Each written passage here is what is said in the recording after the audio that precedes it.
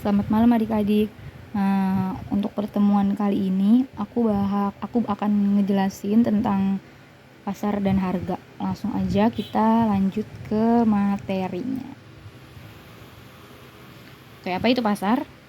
Pasar merupakan tempat bertemunya antara penjual dan pembeli baik secara langsung maupun secara tidak langsung untuk menyepakati harga dan jumlah barang yang diperjualbelikan atau untuk melakukan transaksi. Jadi pasar itu tempat bertemunya penjual dan pembeli untuk melakukan transaksi. Itu aja ya gampangnya. Unsur-unsur yang terdapat di dalam pasar itu ada 3. Yang pertama, ada produk yang diperjualbelikan, yaitu dapat berupa barang atau jasa. Jadi di pasar itu harus ada produk yang diperjualbelikan, baik itu berupa barang atau jasa. Terus adanya penjual dan pembeli, yaitu pihak yang melakukan transaksi antara penjual dan pembeli.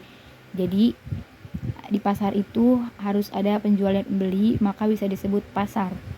Terus ada sarana untuk berdagang, tidak hanya secara fisik atau pasar, tetapi bisa melalui telepon dan media sosial.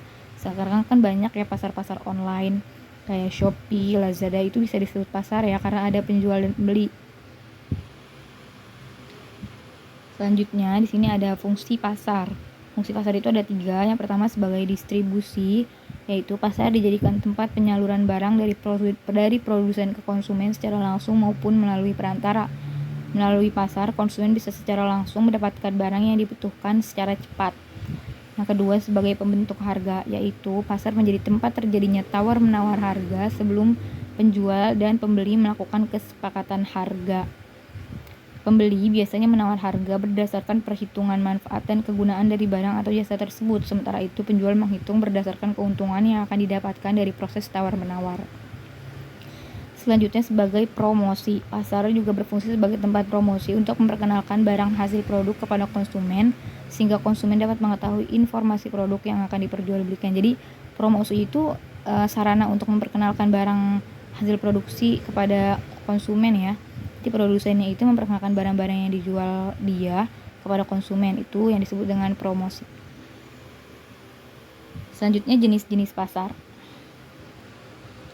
Yang pertama menurut wujudnya, ada pasar konkret dan pasar abstrak. Pasar konkret itu merupakan tempat bertemunya pembeli dan penjual untuk melakukan transaksi secara langsung serta barang yang dijual tersedia di pasar atau pasar yang bisa dikunjungi. Pasar konkret ini bisa disebut juga dengan pasar nyata karena pembeli dan penjual ini bertemu langsung, bertatap muka langsung, dan pembeli bisa langsung melihat barang yang diperjualbelikan. Nah, sementara pasar abstrak itu merupakan penjual dan pembeli tidak bertemu secara langsung.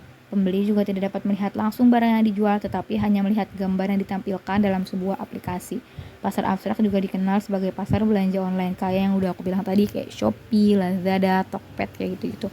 Namanya pasar abstrak atau pasar online. Ingat-ingat ya, pasar konkret itu pasar nyata, di mana pembeli sama penjual bisa ketemu secara langsung, tatap muka, barang yang diperjualbelikan juga bisa dilihat langsung sama pembelinya. Sementara pasar abstrak tuh udah kelihatan kan, abstrak tuh pasti tidak terlihat ya. Nah, otomatis itu pasar online, pasar yang pembeli sama penjual tuh nggak ketemu langsung, barangnya juga nggak bisa dilihat langsung sama pembeli, dia tuh kayak melalui perantara atau media. Yang kedua, menurut jenis barang, ada pasar konsumsi, pasar yang menjual barang-barang konsumsi untuk memenuhi kebutuhan manusia. Contohnya pasar tradisional atau supermarket. Ada pasar produksi, pasar yang memperjualbelikan faktor-faktor produksi seperti tenaga kerja, bahan baku, mesin. Contohnya adalah pasar bahan baku, bursa kerja, dan pasar modal. Nah, yang ketiga menurut luas distribusinya. Ada pasar setempat, pasar yang penjual dan pembelinya hanya dari penduduk setempat. Contohnya pasar ikan, pasar sayur yang ada di desa. Jadi pasar setempat itu pembeli dan penjualnya ya dari orang-orang situ juga. Nah, sementara pasar daerah, pasar yang ada di setiap daerah yang memperjualbelikan barang-barang yang diperlukan penduduk daerah setempat. Kalau misalkan pasar nasional, itu pasar yang melakukan transaksi jual beli barang meliputi satu negara. Contohnya pasar modal seperti Bursa Efek Indonesia. Jadi pasar nasional itu pasar yang melayani pembeli dari satu negara.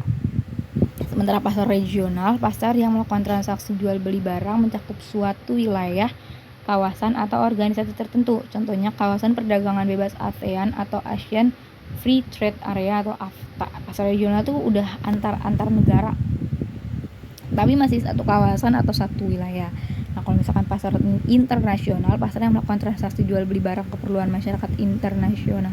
Ini udah bisa lintas benua ya, mungkin gampangnya. Kayak contohnya pasar tembakau Bremen di Jerman atau pasar kopi di Santos, Brazil. Yang keempat, pasar menurut struktur atau organisasi. Yang pertama ada pasar persaingan sempurna. Pasar persaingan sempurna itu syaratnya apa sih? Ada ciri-cirinya, maksudnya ciri-cirinya itu jumlah pembeli dan penjual banyak, barang dan jasa yang diperjualbelikan bersifat homogen atau sama. Homogen itu sama. Terus yang ketiga, penjual dan pembeli bebas keluar masuk pasar. Yang keempat, informasi pasar bersifat sempurna. Yang kelima, harga terbentuk melalui mekanisme pasar. Nah, contoh pasar persaingan sempurna itu ada pasar buah dan sayur, terus bursa efek kayak gitu ya. Yang kedua ada pasar persaingan tidak sempurna. Pasar persaingan tidak sempurna dibagi lagi. Yang pertama ada pasar monopoli, yaitu pasar yang dikuasai oleh seorang penjual atau produsen. Jadi pasar monopoli ini hanya dikuasai oleh satu penjual atau satu produsen. Pasar monopoli hanya ada satu penjual, sedangkan pembelinya banyak dan harga ditentukan oleh penjual. Harganya itu berasal dari penjual ya. Contohnya perusahaan listrik negara atau PLN. PLN cuma ada satu dong di Indonesia. Terus Kereta Api Indonesia atau KAI dan sebagainya. Yang kedua ada pasar oligopoli, yaitu pasar yang memiliki beberapa penjual karena modal yang dibutuhkan besar dan sumber daya sulit didapatkan.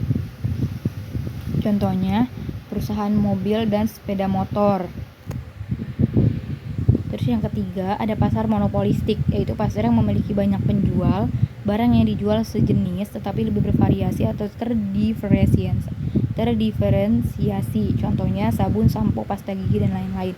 Kayak misalkan sampo dan sabun itu satu tetapi banyak mereknya. Sama kayak HP Android, HP iPhone tapi banyak mereknya kayak Samsung, Xiaomi kayak gitu-gitu ya. Nah, yang kedua ada harga. Harga itu adalah nilai yang harus dibayarkan oleh konsumen kepada penjual atas barang atau jasa yang dibelinya. Atau harga itu ialah nilai tukar suatu barang yang dinyatakan dengan uang. Nah, sementara harga pasar adalah harga yang disetujui antara penjual dan pembeli. Harga pasar terbentuk dari proses tawar-menawar. Harga pasar itu juga bisa disebut sebagai harga keseimbangan. Di sini ada kurva keseimbangan harga. Oke, jadi harga keseimbangan itu kayak tadi, harga yang terbentuk setelah terjadinya tawar-menawar, berarti harga yang terbentuk setelah terjadinya antara permintaan dan penawaran. Nah, gimana ya sih contohnya? Maksudnya di sini kita lihat tabel aja langsung.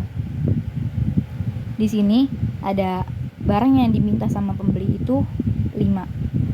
Harganya 20.000, sementara penawarannya itu 25. Jadi gini maksudnya.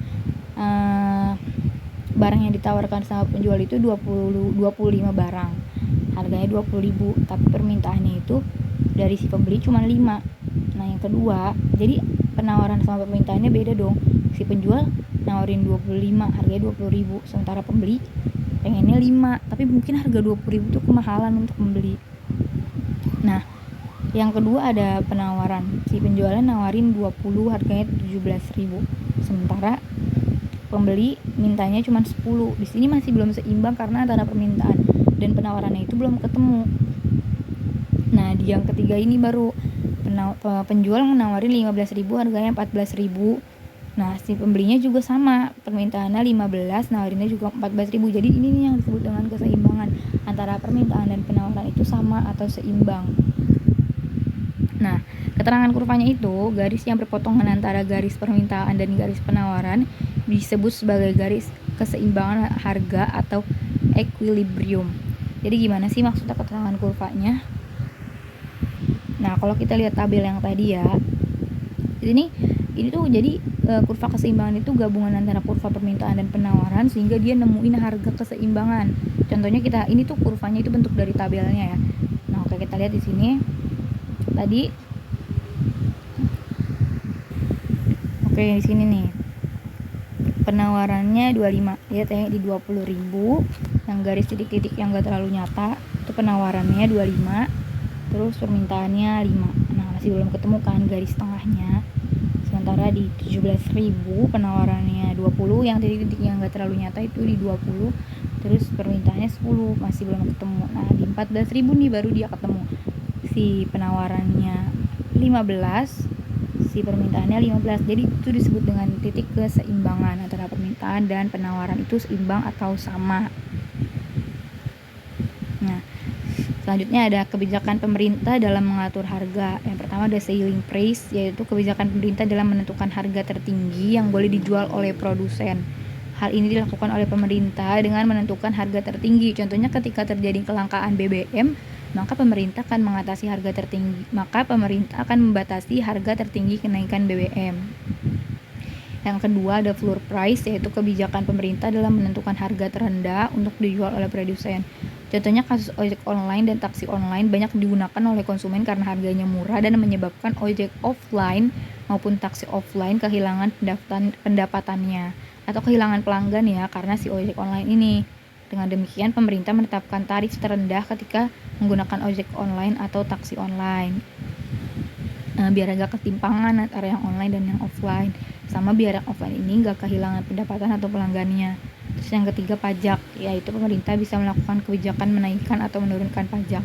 Contohnya pemerintah menaikkan pajak kendaraan mewah dan menurunkan pajak terhadap kebutuhan pokok sehari-hari.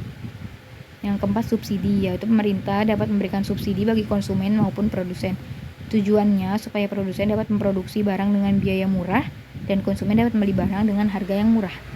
Yang kelima, menambah dan mengurangi jumlah barang, yaitu ketika persediaan barang dalam negeri terbatas, maka melakukan impor sehingga tidak terjadi kelangkaan. Sebaliknya, ketika barang dalam negeri melimpah, maka perlu melakukan ekspor sehingga akan tercipta keseimbangan barang dalam negeri.